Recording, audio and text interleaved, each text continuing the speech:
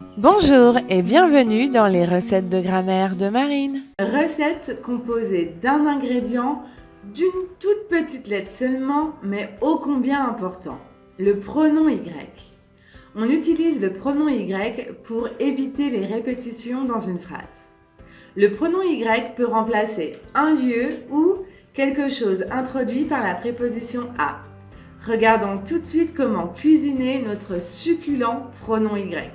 Le pronom Y peut remplacer un lieu. Par exemple, si nous voulons répondre à la question suivante, est-ce qu'elle va à Paris ce soir? Nous n'allons pas répéter à Paris, qui est un lieu, dans la réponse. À la place de dire à Paris, nous allons utiliser le pronom Y. La réponse sera oui, elle y va. Le i remplace à Paris. Le pronom Y peut également remplacer quelque chose introduit par la préposition à. Le verbe penser se construit avec cette préposition. Penser à quelque chose. Par exemple, nous pensons à nos vacances.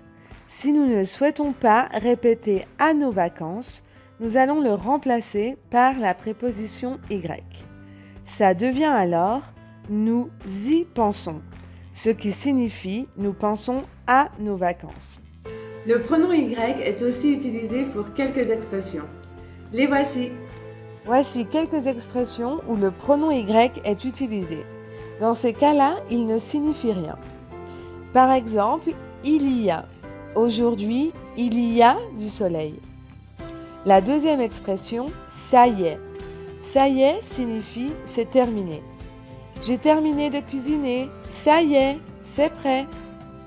Et enfin, la dernière expression, j'y vais. J'y vais signifie je pars. Il est 18h30, j'ai terminé mon travail, j'y vais. Voilà, c'est prêt à parler. Vous voyez, le français, c'est délicieux. Allez, j'y vais! À la semaine prochaine pour une nouvelle recette de grammaire de Marine.